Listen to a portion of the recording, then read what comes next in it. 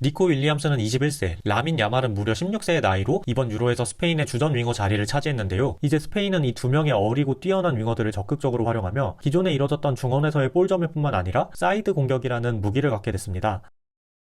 안녕하세요, 엘미야입니다. 유로 2024 조별 예선이 절반 정도 진행되었습니다. 개최국 독일은 모두의 예상대로 선전 중이고 우승 후보로 점쳐졌던 잉글랜드와 프랑스가 예상외로 부진하는 가운데 역시 우승 후보 중 하나로 거론되는 스페인이 죽음의 조에서 이미 2승을 챙기며 16강 진출을 확정지었는데요. 오늘은 예전과는 다른 방식으로 상대를 압도하고 있는 스페인의 전주를 살펴보겠습니다. 스페인 U19, U21, U23 대표팀에서 성과를 이어온 뒤 2022년 루이스 엘리케의 뒤를 이어 A대표팀을 맡은 데라푸엔테 감독은 부임 이후 4-3-3을 기본 대응으로 활용합니다. 빌드업이 좋은 우나이 시몬이 골문을 지키고 역시 발밑이 좋은 르노르만과 라포르테가 정발 센터백으로 나섭니다. 레프트백에는 이번 시즌 레버쿠젠에서 맹활약한 그리말도를 밀어내고 이번 대회에서 좋은 경기력을 보이고 있는 쿠쿠렐라가 나서고 레알 마드리드의 카르바알이 라이트백에 나서면서 공격 시 주로 사이드 넓게 전진하여 폭을 벌리지만 조금 아래에서 윙어들을 받쳐주거나 8번 자리로 들어가기도 하는 등 다양한 동선을 보입니다. 6번 자리에서 팀의 핵심 로드리가 중심을 잡아주고 그 위에 파비안 루이스는 좌측 8번 자리를 중심으로 로드리 옆으로 자주 내려서며 공격 전개를 도우면서 폭넓은 활동 반경을 보이며 페드리는 우측 8번 자리를 중심으로 포켓 지역에서 공간을 찾아 움직입니다. 좌우 윙어 니코 윌리엄스와 라민 야말은 넓게 벌려서서 사이드를 휘젓고 풀백이 전진하면 중원으로 좁히기도 합니다. 원톱 자리에 모라타가 나서면서 최전방에서 공중볼 경합, 중원으로 내려서며 연계 플레이, 뒷공간 침투로 상대 라인을 뒤로 밀어내는 역할들을 해내며 득점을 노립니다. 빌드업이 시작되면 파비안 루이스가 내려서면서 4-2 빌드업 대응을 활용합니다. 상대가 미드필더 한 명을 전진시키며 전방 압박을 시도한다면 6대5 수적 우위를 통해 전방 압박을 풀어내고 상대가 미드필더 둘을 올려 투볼란치를 압박한다면 상대 수비 라인과 미드필드 라인 사이의 프리맨 페드리를 활용해 압박을 풀어내며 이를 막기 위해 상대 센터백이 전진한다면 열버진 상대 후방으로 우나이 시몬이 낮고 강한 롱볼을 보내며 모라타가 떨궈준 세컨볼을 활용하여 압박을 풀어냅니다. 때문에 낮은 위치에서부터 짧은 패스로 공격을 전개하기를 고수하던 과거와 달리 현재 스페인은 보다 다이렉트한 공격 전개 역시 자주 보입니다. 상대를 끌어들인 뒤 전방으로 한 번에 볼을 보내면 전방 넓은 공간에서 3대3 상황이 펼쳐지고 공중볼 경합 이후 사이드로 볼을 오픈하여 넓은 공간에서 윙어들의 1대1로 공격을 풀어갈 수 있습니다. 빌드업 시 파비안 루이스가 내려서며 4-2 빌드업 대응을 활용합니다. 이때 상대가 투볼란치 중 한 명이 전진하여 다이아몬드 4-4-2로 압박하면 후방에서 6대5 수적 우위가 발생합니다. 이를 활용하여 로드리를 거치는 3자 패스를 통해 압박을 풀어낼 수 있습니다. 지금은 쿠쿠렐라에게 볼이 연결될 때 파비안 루이스가 사이드로 빠지면서 프리맨인 상태로 볼을 연결받아 압박을 풀어내고 상대 진영으로 진입합니다. 상대가 전방 압박을 걸 때 롱볼로 한 번에 전방으로 연결하고 모라타가 떨궈준 볼을 페드리가 연결받아 전진할 때 윌리엄스가 안으로 들어오며 밖으로 빠지는 모라타에게 연결, 모라타의 크로스를 윌리엄스가 헤딩슛까지 이어갑니다.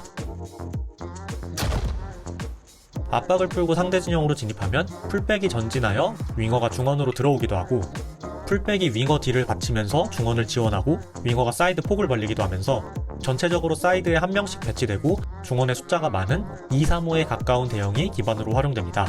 그리고 중원에서 수적 우위를 활용하여 중원을 장악하고 볼을 점유하는데요. 그 중심에는 역시 로드리가 있습니다. 로드리는 6번 자리에서 볼을 연결받아 안정적으로 볼을 소유해주고 또 볼을 순환시켜줍니다. 또 전진 패스 혹은 3자 패스로 다음 라인으로 넘어가는 연결을 통해 상대 수비를 풀어냅니다. 파비안 루이스는 넓은 활동 영역을 보이면서 6번 자리에 홀로 배치된 로드리를 지원합니다. 볼이 다음 라인으로 넘어가면 다시 포켓에서 중거리 슛, 키패스 혹은 박스까지 진입하여 직접 마무리를 통해 득점 기회를 생산합니다. 페드리의 경우 포켓에서 공간을 찾아다니며 라인 사이에서 패스를 연결받고 포켓에서 기술과 창의성을 기반으로 한 번뜩이는 드리블 혹은 키패스로 상대 박스를 위협합니다. 이렇게 로드리를 필두로 한 3미드를 중심으로 중원으로 모인 많은 숫자의 선수들을 통해 중원을 장악하고 볼을 점유하는 스페인입니다. 공격 상황에서 2-3-5에 가까운 대응이 활용됩니다. 지금은 풀백들이 사이드 낮은 위치에서 윙어들을 받쳐주면서 중원에서의 공격 전개를 지원하며 수적 우위를 통해 중원을 장악하는 모습입니다. 중원을 장악하고 볼 점유를 늘리는 공격은 스페인의 전통적인 강점이었습니다. 하지만 그동안 스페인은 화려한 중원에 비해 사이드의 날카로움이 아쉬웠는데요. 그리고 현재 라민 야말과 니코 윌리엄스라는 어린 윙어들이 등장했습니다. 니코 윌리엄스는 21세, 라민 야말은 무려 16세의 나이로 이번 유로에서 스페인의 주전 윙어 자리를 차지했는데요. 두 선수 모두 사이드에서 반대발을 바탕으로 뛰어난 스피드와 개인 기술을 통해 1대1 드리블로 상대를 제압하는 데 탁월한 윙어입니다. 이제 스페인은 이 두 명의 어리고 뛰어난 윙어들을 적극적으로 활용하며 기존에 이뤄졌던 중원에서의 볼 점유뿐만 아니라 사이드 공격이라는 무기를 갖게 됐습니다. 구체적인 공격 패턴을 살펴보겠습니다. 우선 좌측에서는 주로 니코 윌리엄스가 8번 자리로 좁혀 들어가며 상대 풀백을 끌고 들어가 사이드에 공간을 만들고 이 공간으로 쿠쿠렐라가 전진하는 동선이 잦습니다. 쿠쿠렐라에게 볼이 오픈되면 윌리엄스는 하프 스페이스에서 침투하여 이때 끌려오는 수비를 사이드에서 제쳐내며 박스 안으로 진입하여 찬스를 만들어냅니다. 혹은 윌리엄스가 벌려서고 쿠쿠렐라가 낮은 위치에서 뒤를 받치는 경우도 있는데요. 쿠쿠렐라가 사이드 낮게 서면서 상대 윙어를 끌어들이면 윌리엄스에게 넓은 공간이 주어지고 윌리엄스에게 볼이 연결될 때 넓은 공간에서 적극적인 1대1을 통해 사이드를 흔듭니다. 또 파비안 루이스가 8번 자리에서 로드리를 지원하러 내려선다면 쿠쿠렐라가 8번 자리로 들어온 뒤 윌리엄스에게 볼이 오픈될 때 하프 스페이스에서 침투를 통해 공간을 만들어 윌리엄스가 안으로 돌파해 들어가는 패턴 역시 존재합니다. 이번엔 우측면입니다. 역시 카르바알이 전진하면서 야말이 좁혀서는 동선도 나오지만 이보다는 야말은 주로 사이드에 폭을 벌리고 카르바알이 뒤를 받치면서 야말의 1대1을 적극적으로 활용합니다. 이때 카르바알은 뒤를 받치며 야말에게 넓은 공간을 제공하기도 하고 상황에 따라 언더래핑 혹은 오버래핑을 통해 야말에게 옵션을 늘려주기도 합니다. 이제 스페인은 중원을 장악하여 상대가 중앙으로 밀집한다면 사이드에서 좌우로 상대를 흔들면서 공격 찬스를 만들고 상대가 윙어들에게 2명의 수비를 붙이면서 중앙에 또 공간을 내주면서 다양한 옵션을 통해 공격 찬스를 만들어내는 팀이 됐습니다. 공격 상황에서 좌측에 과부하가 걸리면서 우측면에 야말이 넓은 공간을 점유한 상황입니다. 이때 야만에게 전환하는 아이솔레이션을 통해 우측면 넓은 공간에서 야말이 사이드를 흔듭니다. 역시 야말이 사이드 넓게 벌려선 상황에서 상대 골키퍼와 수비라인 사이로 날카로운 크로스를 올리면서 카르바알의 득점을 도우며 유로 역대 최연소 출전 기록과 도움 기록을 경신합니다. 2차전에는 니코 윌리엄스가 엄청난 활약을 선보입니다. 윌리엄스가 사이드에서 중앙으로 들어오면서 쿠쿠렐라가 사이드 공간을 점유하고 볼이 쿠쿠렐라에게 오픈될 때 윌리엄스가 하프 스페이스에서 침투하여 볼을 연결받습니다. 이어서 사이드에서 상대 수비를 따돌리고 박스 안으로 진입하여 찬스를 만듭니다. 이번에는 파비안 루이스가 6번 자리로 내려서면서 쿠쿠렐라가 8번 자리로 들어가며 3-2-5에 가까운 대형이 형성됩니다. 볼이 쿠쿠렐라에게 전환되고 쿠쿠렐라는 윌리엄스에게 오픈. 윌리엄스가 사이드에서 몰고 들어갈 때 쿠쿠렐라가 하프 스페이스에서 침투를 통해 상대 수비를 끌고 들어가 공간을 만들어내고 윌리엄스가 방향을 꺾어 안으로 치고 들어간 후 중거리 슛을 시도한 것이 골대를 맞습니다. 이번에도 윌리엄스가 사이드 벌려선 상황에서 1대1을 통해 수비를 벗겨낸 뒤 박스 안으로 투입한 낮고 강한 크로스가 골키퍼와 수비를 막고 골로 연결됩니다. 이렇듯 라민 야말과 니코 윌리엄스를 활용하여 좌우 사이드를 적극적으로 흔들며 기회를 만드는 스페인입니다.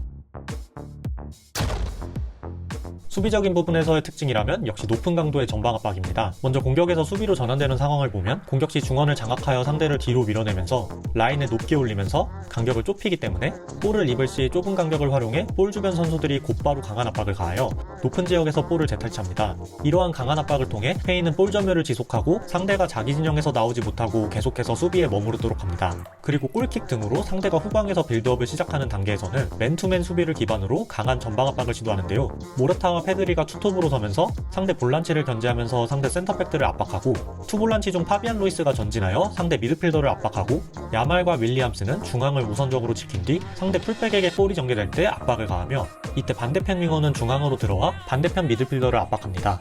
로드리는 포백 앞을 보호하며 상대 2선 미드필더를 압박하고 풀백들이 상대의 윙어들을 압박, 센터백들이 상대 원톱을 묶으면서 이러한 맨투맨을 기반으로 한 조직적이고 강한 전방 압박을 통해 높은 위치에서부터 상대의 공격을 끊어내고 다시 볼을 점유하는 스페인입니다. 압박이 풀릴 시에는 미드블록으로 내려서서 중원 압박을 통해 상대를 한 칸씩 뒤로 밀어내기도 하고 또 인내심을 갖고 내려서서 골문을 틀어막기도 합니다.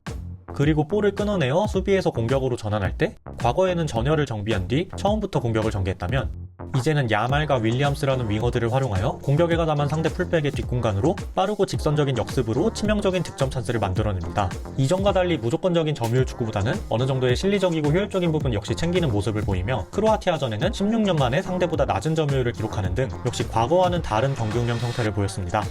상대 골킥 상황에서 모라타와 페드리가 투톱으로 서며 상대 볼란치를 견제하고 센터백들을 압박합니다.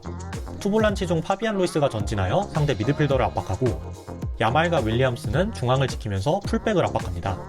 로드리가 포백 앞을 보호하며 상대 2선 미드필더를 압박하고 포백이 상대 3톱을 압박하는 다이아몬드 사사이 대형의 맨투맨 압박 구조를 활용하는 스페인입니다.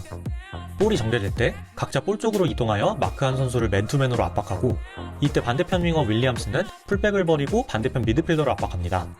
선수들이 모두 1대1로 묶이며 선택지가 없는 상황에서 전진 패스를 보내보지만 마크하고 있던 로드리가 끊어냅니다. 수비에서 공격으로 전환되는 상황에서 상대 풀백의 전진으로 뒷공간이 열리고 야말이 침투하여 빠르고 직선적인 역습을 시도합니다. 그렇다면 스페인의 약한 부분은 어디일까요? 우선 역시 높은 라인으로 인한 뒷공간의 문제입니다. 특히 풀백들이 높게 전진하는 경우 풀백의 뒷공간으로 상대 빠른 윙어가 역습을 공략한다면 치명적인 위기를 맞을 수 있습니다. 두 번째는 골 결정력입니다. 현재 팀의 주전 스트라이커 모라타가 화려한 커리어를 갖췄지만 커리어 내내 골 결정력과 빅찬스 미스라는 꼬리표가 따라다녔습니다. 이번 조별 예선 2라운드 이탈리아전에도 스페인은 경기를 압도하며 많은 찬스를 가져갔지만 계속해서 돈나룸마의 선방을 뚫지 못하고 결국 상대 자책골 한 골로 승리할 수 있었습니다. 1라운드에서 골맛을 본 모라타와 백업 오야르사발, 호셀로 등의 집중력이 필요한 이번 대회입니다.